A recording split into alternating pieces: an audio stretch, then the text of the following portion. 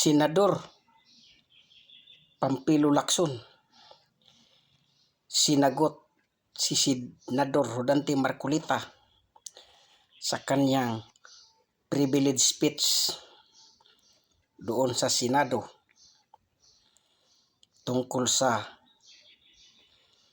pag-splice ng kanyang video o pagputol-putol.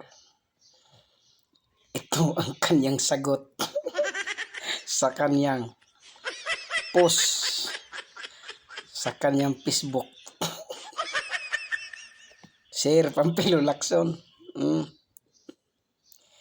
tanong ko lang sa iyo, di ba nandoon ka sa plenaryo sa Senado noong nag-privilege speech si Senador Rodante Marcolita?